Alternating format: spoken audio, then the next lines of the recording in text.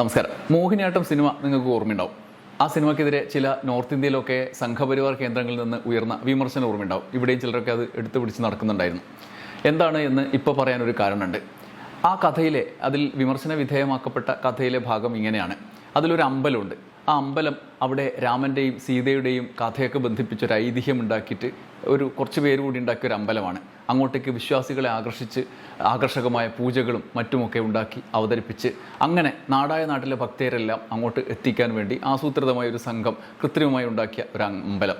ഫെയ്ക്കായ ദൈവമോ എന്ന ചോദ്യം വരെ വരുന്നുണ്ട്.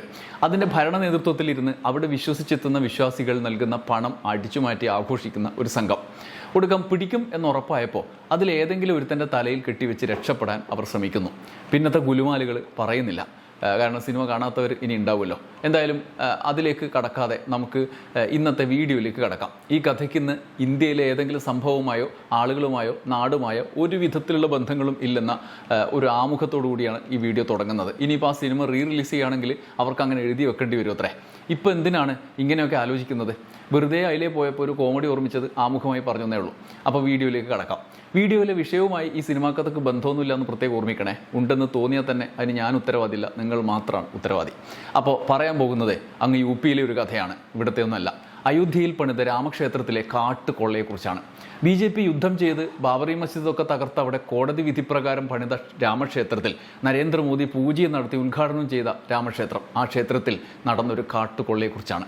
ഇന്നലെ നമ്മൾ വിശദമായി അതിലെ കുറ്റകൃത്യത്തെക്കുറിച്ചൊരു വീഡിയോയിൽ സംസാരിച്ചിരുന്നതാണ്. പിന്നെ ഇതെന്താണ് കാര്യം?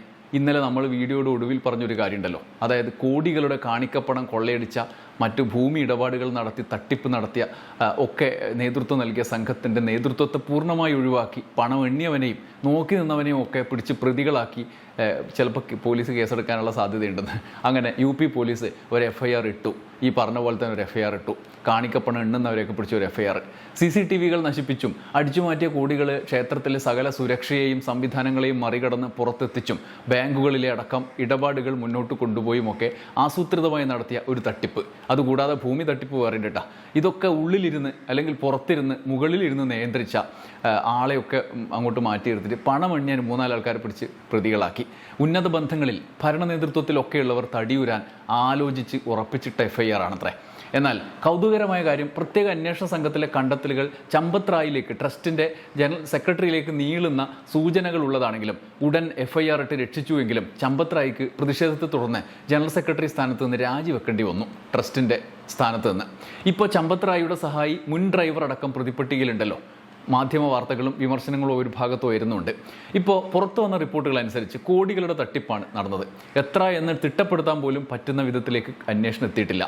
എന്നാൽ പ്രതിപക്ഷം ആരോപിക്കും പ്രകാരമാണെങ്കിൽ ഈ കാണിക്ക മാത്രം 7.5 കോടിയോളം രൂപ അടിച്ചുകൊണ്ടുപോയിട്ടുണ്ട്. തെളിവുകൾ സഹിതം വീഡിയോകൾ ഉൾപ്പെടെ വിവരങ്ങൾ പുറത്തു വന്നിട്ടും UP സർക്കാർ ഇക്കാര്യത്തിൽ നേരിട്ട് അന്വേഷണത്തിന് ഇറങ്ങിയിട്ടില്ല. തെളിവ് നശിപ്പിക്കാനുള്ള സമയം ലഭിക്കും വരെ പോലീസ് സംവിധാനം ഇറങ്ങിയില്ല എന്ന് പ്രതിപക്ഷ പാർട്ടികളുടെ ആരോപണം വന്നു. മാധ്യമ റിപ്പോർട്ടുകൾ വന്നു. ഒടുക്കം പ്രത്യേക അന്വേഷണ സംഘം വന്നു. ഇപ്പോൾ മാധ്യമ റിപ്പോർട്ടുകൾ പ്രകാരം BHPയുടെ ഉപാധ്യക്ഷൻ, BJPയുടെ പ്രധാന പോരാളി ഒക്കെ നേതാവ് ചമ്പത് റായ് എന്ന ട്രസ്റ്റ് ചെയർമാൻ മുതൽ 17 പേർ സംശയനിഴലിൽ നിൽക്കുന്നുമുണ്ട്. എന്നാൽ പ്രതിഷേധം ശക്തമായപ്പോൾ UP സർക്കാർ പ്രത്യേക അന്വേഷണ സംഘം രൂപീകരിച്ച് മുന്നോട്ട് കൊണ്ടുപോയ കാര്യത്തിൽ ഒരു FIR ഇട്ടു. അപ്പോഴും FIRൽ കേസ് എടുക്കുന്നതിൽ വീഴ്ച വരുത്തിയ വിമർശനങ്ങളൊക്കെ നിഷ്പ്രഭമാക്കിക്കൊണ്ട് FIRൽ ഒരു 8 പ്രതികളെ ആണ് ഉൾപ്പെടുത്തിയത്. വെറും 8 പേരെ. ആ 8 പേരിൽ ഭൂരിഭാഗവും ക്ഷേത്രത്തിലെ നേരത്തെ പറഞ്ഞ പോലെ താഴെത്തട്ടിലുള്ള ജീവനക്കാർ, പണം എണ്ണുന്നവരടക്കം ഉള്ളവർ. പ്രതിപട്ടികയിൽ ഉൾപ്പെടുത്തപ്പെട്ട 8 പേരും സംഘപരിവാർ സംഘടനകളുടെ വിവിധ തലങ്ങളിൽ പ്രവർത്തിക്കുന്ന ആളുകളാണ് എന്നാണ് മാധ്യമ റിപ്പോർട്ടുകൾ. എന്നാൽ ഇപ്പോഴത്തെ പ്രതികളുടെ മറവിൽ മുഖ്യപ്രതികൾ, തലതൊട്ടപ്പന്മാർ രക്ഷപ്പെടാനുള്ള നീക്കമാണ് നടത്തുന്നത് എന്നാണ് മറ്റൊരാരോപണം. ഈ 8 പേരുടെ വിശദാംശം മാത്രം നോക്കാം. 1. അനുകൽപ് മിശ്ര, കാണിക്കപ്പണം എണ്ണുന്ന സംഘത്തിലെ ജീവനക്കാരനാണ്. 2. ലവ് കുശ് മിശ്ര, കാണിക്കപ്പണം എണ്ണുന്ന ജീവനക്കാരൻ തന്നെ. 3. അവിനാഷ് ശുക്ല, പണം എണ്ണുന്ന ജീവനക്കാരൻ തന്നെ. 4. രാമശങ്കർ മിശ്ര, കാണിക്കപ്പണം എണ്ണുന്ന ജീവനക്കാരൻ. 5. മനീഷ് കുമാർ യാദവ്, ഇതേപോലെ കാണിക്കപ്പണം എണ്ണുന്ന ആൾ തന്നെ. 6. Karunesh Pandey, cash counting incharge ആണ്. 7 സുഭാഷ് ശ്രീവാസ്തവ ട്രസ്റ്റുമായി ബന്ധപ്പെട്ട സഹായി, വിലപിടിപ്പുള്ള കാണിക്കകൾ കൈകാര്യം ചെയ്യുന്ന വിഭാഗവുമായി ബന്ധപ്പെട്ടയാൾ എന്നാണ് പോലീസ് രേഖകളിൽ പറയുന്നത്. 8ാമത്തെ ആൾ രാംശങ്കർ യാദവ് അഥവാ ടിന്നു, ചമ്പത്രായുടെ മുൻ ഡ്രൈവർ. കൈമാറ്റവുമായി ബന്ധപ്പെട്ട പ്രവർത്തനങ്ങളിൽ പങ്കുണ്ടെന്ന് അന്വേഷണ സംഘത്തിൻ്റെ മുന്നിൽ ആരോപണം ഉള്ള ആൾ. എന്നാൽ രാമക്ഷേത്രം ഇന്ത്യയിലെ തന്നെ ഏറ്റവും സുരക്ഷാ സംവിധാനമുള്ള ക്ഷേത്രമാണ്. അവിടെ നിന്ന് കാണിക്കപ്പണം എണ്ണിത്തിട്ടപ്പെടുത്തുന്നവരും വെറും ഡ്രൈവർമാരും ഒക്കെ വിചാരിച്ചാൽ 10 രൂപ 20 രൂപയൊക്കെ കൊണ്ടുപോകാം, ചിലപ്പോൾ 1000 രൂപയൊക്കെ കൊണ്ടുപോകാൻ പറ്റുമായിരിക്കും, ഒരു ദിവസമൊക്കെ കൊണ്ടുപോകാം. എന്നാൽ കോടികളുടെ ഇത്ര വലിയ കടത്ത് നടക്കുമോ, തട്ടിപ്പ് നടക്കുമോ? ഇനി തട്ടിപ്പ് കാണിക്കപ്പണത്തിൻ്റെ കാര്യത്തിൽ മാത്രമല്ല, അയോധ്യ ഭൂമി കുംഭകോണം വലിയ ആരോപണം വേറെ നമ്മുടെ മുമ്പിലുണ്ട്. അതുമായി ബന്ധപ്പെട്ട് നിൽക്കുന്ന തട്ടിപ്പുണ്ട്. അഴിമതി ആരോപണങ്ങളുടെയും സംശയാസ്പദമായ ഭൂമി ഇടപാടുകളുടെയും കുന്തമുന നീളുന്നത് ചമ്പത്രായിലേക്കാണ്. അദ്ദേഹത്തിൻ്റെ സഹായമില്ലാതെ ഇത്ര വിപുലമായ ഒരു തട്ടിപ്പ് നടത്താൻ കഴിയില്ലെന്നാണ് പ്രതിപക്ഷത്തിൻ്റെ ആരോപണം. ഇപ്പോൾ FIRൽ നിന്ന് ചമ്പത്രായി നൈസായിട്ട് സ്കൂട്ടായി. അതുകൂടാതെ ട്രസ്റ്റിലെ ഉന്നത ഭരണനിരയിലെ ആരും പ്രതിപട്ടികയിലില്ല. ട്രസ്റ്റ് അംഗം അനിൽ മിശ്രയും രാജിവെച്ച് ചമ്പത്രായിക്കൊപ്പം ട്രസ്റ്റിൻ്റെ ഈ ഉത്തരവാദിത്തത്തിൽ രാജിവെച്ചിട്ടും പോയിട്ടുണ്ട്.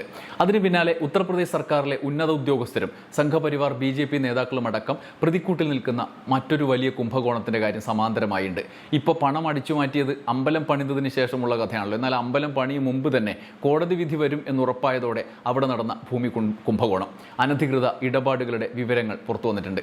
സാധാരണക്കാരുടേതടക്കമുള്ള ഭൂമി ഭീഷണിയിലൂടെയും മറ്റും ചുളുവിലേക്ക് നേരത്തെ അടിച്ചുമാറ്റി കൈക്കലാക്കിയവരുണ്ട്. ശതകോടികളുടെ തട്ടിപ്പ്, ഭൂമി രജിസ്ട്രേഷനിലെ ക്രമക്കേട് വേറെ, ക്ഷേത്രത്തിലേക്ക് കാണിക്കയായി നിത്യവും വരുന്ന പണം കൂടാതെ വിദേശത്ത് നിന്നടക്കം സംഭാവനകൾ, സ്വർണം, വെള്ളി, ഇങ്ങനെ പലതും വന്നു. എന്നാൽ നിലവിൽ കണക്കുകളിൽ അടിമുടി കൃത്രിമത്വമാണെന്നാണ് ആരോപണം. കാണിക്ക തട്ടിപ്പ്, സംഭാവന തട്ടിപ്പ്, ഭൂമി തട്ടിപ്പ്, നിയമ സംവിധാനങ്ങൾ ഉപയോഗിച്ചുള്ള ക്രമക്കേട്, ഇതെല്ലാം നടന്നു എന്ന് വ്യക്തമാണ്. ഒരു വലിയ രാഷ്ട്രീയ പാർട്ടിയുടെയോ സർക്കാരിൻ്റെയോ പിന്തുണയില്ലാതെ നടക്കാനൊരു സാധ്യതയുമില്ലാത്ത തട്ടിപ്പ്.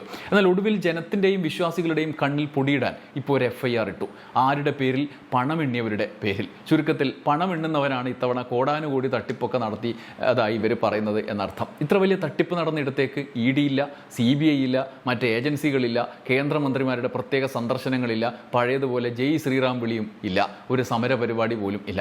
ഈ സാഹചര്യത്തിൽ പ്രധാനമന്ത്രിയുടെ ഓഫീസ് ക്ഷേത്രം ട്രസ്റ്റിനോട് വിശദാംശം ചോദിച്ച് തൽക്കാലത്തേക്ക് ഒരു ഇടപെടൽ തടി കഴിച്ചലാകാൻ വേണ്ടി ശ്രമം നടത്തിയിരുന്നു. എന്നാൽ ചമ്പത്രായിയുടെ നേതൃത്വത്തിലുള്ള ട്രസ്റ്റ് വിശദാംശങ്ങൾ പോലും നൽകിയില്ലത്രേ.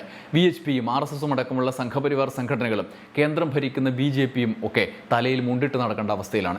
UPയിൽ നിയമസഭാ തെരഞ്ഞെടുപ്പ് വരാനിരിക്കുന്നതിനാൽ താൽക്കാലിക പൊടിക്കൈകൾ പലമട്ടിൽ വരുന്നുണ്ട്. കൈ കഴുകി തടി കഴിച്ചലാക്കും മുമ്പ് നരേന്ദ്രമോദി മുതൽ യോഗി ആദിത്യനാഥ് വരെ ജനങ്ങളുടെ മുഖത്ത് എങ്ങനെ നോക്കും എന്ന ആകുലത മാത്രം പങ്കുവെച്ചുകൊണ്ട് നന്ദി, നമസ്കാരം.